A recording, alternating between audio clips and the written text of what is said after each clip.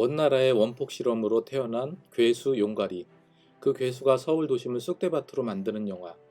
당시 일본의 특수 촬영 기술과 한국의 장르적 상상력이 결합된 한국 최초의 괴수 영화로 등장한 영화가 있습니다. 파괴의 시각적으로 굉장히 스펙타클이 강조된 영화였고요. 당대 최고의 블록버스터 영화였습니다. 바로 1967년도에 상영되었던 김기덕 감독님과 남정임, 오영일 주연의 한국 최초의 SF 괴수 영화 대괴수 용가리입니다. 이 영화가 한국 영화 최초의 SF 괴수 영화이자 특수효과로 당시 큰 충격을 주었던 그런 영화였다고 합니다. 그 후 55년이 지나 최근 넷플릭스 영화 정의가 등장하였습니다. 로봇 군단들이 총을 쏘아대며 그 전차 위를 침투하여 주인공 정의와 싸우는 이런 장면들은 우리나라 SFX의 놀라운 기술력을 보여주는 그 증거라고 저는 생각을 합니다. 제가 정의를 보며 우리나라에서 제작된 SF 영화와 SFX, 다시 말해서 특수효과로 굉장히 공을 들인 영화들을 생각해 보게 되었습니다. 1994년도에 아주 놀라운 컴퓨터 그래픽 효과가 들어간 한 편의 영화가 나오게 됩니다. 바로 1994년도에 개봉한 고소영 주연의 구미호였습니다. 이 영화는요, 그보다 몇 년 전 개봉해서 대박 흥행을 쳤던 헐리우드 영화 터미네이터 2에 나왔던 몰핀 기법이라고 하죠. 컴퓨터 그래픽 몰핀 기법을 도입해서 큰 화제가 되었던 영화였습니다. 터미네이터 2에서 금속의 액체가 모여서 터미네이터로 변화하는 효과라든가 감옥에 갇혀있던 터미네이터가 감옥 창살을 뚫고 나오는 장면들은 당시에 굉장히 큰 놀라움을 주었던 그런 최고의 SFX 효과였습니다.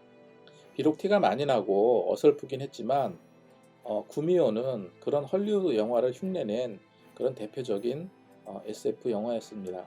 구미호는 나름대로 흥행은 하였지만 평점은 그리 좋지 않았던 영화로 기억하고 있습니다. 또한 95년도에 당시 김진명의 최고의 베스트셀러 소설을 원작으로 한 영화가 한 편 나오게 됩니다. 바로 무궁화 꽃이 피었습니다 입니다. 제가 그 당시 작은 영화 잡지사 취재부 기자였었던 적이 있었는데요. 이 영화 촬영 현장에서 정보석과 직접 인터뷰했던 기억도 납니다. 이때 TV 뉴스에서 대대적으로 보도하기도 하였고, 그래서 사실 저는 굉장히 기대를 하였죠. 그런데 막상 뚜껑을 열어보니 정말로 어설픈 컴퓨터 그래픽과 빈약한 스토리에 그 영화를 보고 정말 굉장히 화가 났던 그런 기억이 있습니다. 그 이후에 한석규, 심혜진 주연의 은행나무 침대가 있었습니다. 그리고 그 영화는 당시 최고의 컴퓨터 그래픽 효과로 굉장히 큰 이슈가 된 적이 있었죠. 은행나무 침대는 그래도 조금 어설픈 그런 효과였지만 나름대로 시나리오도 탄탄하고 배우들의 연기도 훌륭해서 굉장히 크게 흥행했던 그런 영화였습니다. 이렇게 한국 영화에는 컴퓨터 그래픽 기술을 부분적으로 도입하는 그런 시도가 많이 있었습니다. 자, 그런데요, 1990년대 이후 정말 한편의 최악의 SF 영화가 나오게 됩니다. 바로 성냥팔이 소녀의 재림입니다. 그 이후 내추럴 시티 등 적지 않은 토종 SF 영화들이 나왔지만 흥행면에서는 많은 참패를 하게 됩니다. 그 중에 단연 성냥팔이의 재림이라는 영화는 정말 최악의 영화였습니다. 당시 저는 이 영화를 굉장히 기대했습니다. 그래서 개봉하자마자 달려가서 영화를 보게 되었는데 정말 큰 절망을 맛보게 한 영화였습니다. 지금부터 20년 전인 2002년 9월에 개봉한 이 영화는요, 당시 최고의 제작비를 들여서 만들었습니다.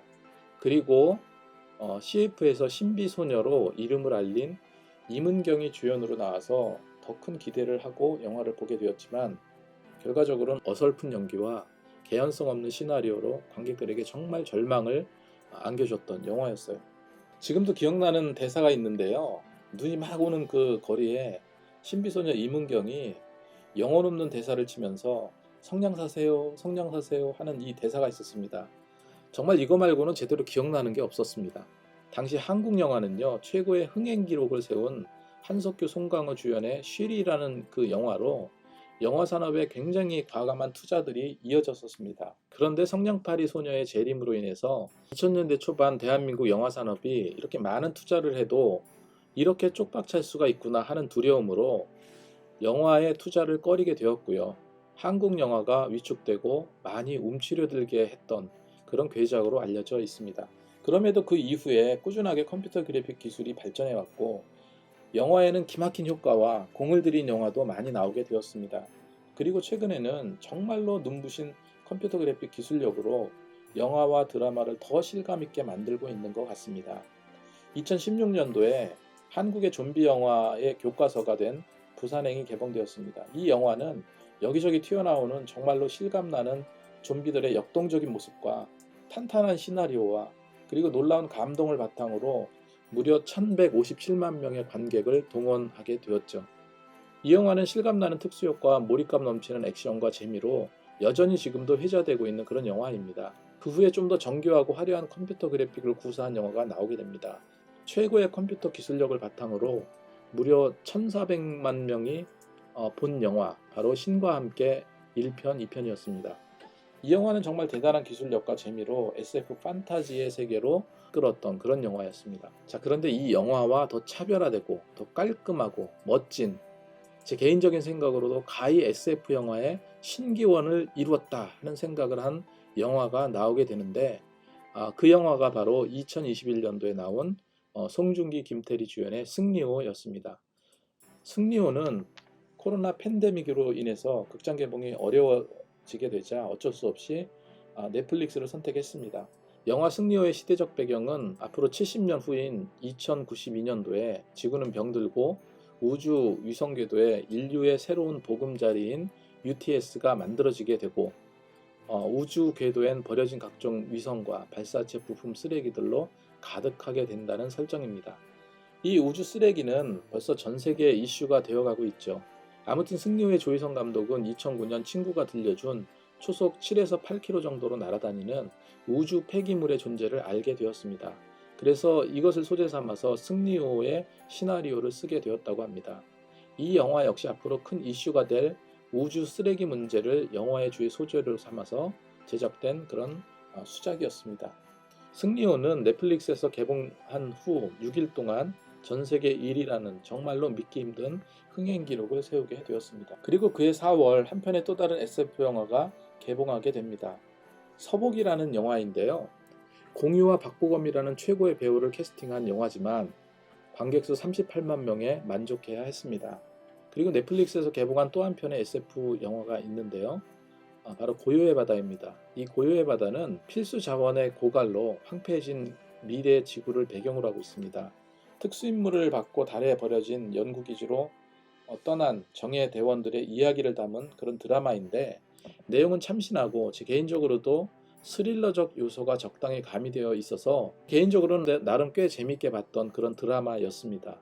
그런데 너무 긴 드라마 형식이라 그런지 많이 늘어지는 느낌이 있었습니다. 차라리 이 드라마를 조금 압축해서 한 편의 장편 영화로 만들었으면 하는 그런 아쉬움이 드는 영화였습니다. 배우 정우성이 제작해서 더 큰 이슈가 되었던 그런 영화였었죠.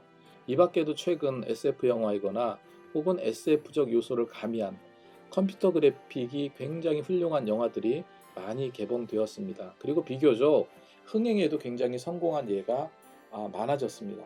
아까 말씀드렸던 부산행이나 신과 함께 1편, 2편 그리고 최동훈 감독의 외계인이나 마녀2도 훌륭한 컴퓨터 그래픽 효과로 관객들의 눈과 귀를 즐겁게 했던 영화들이었죠.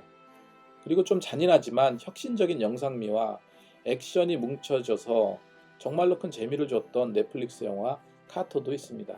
그리고 넷플릭스 드라마에 있어서 지옥, 지금 우리 학교는 그리고 킹덤 시리즈는 진일보한 효과로 많은 감동과 재미를 주었던 그런 드라마였습니다.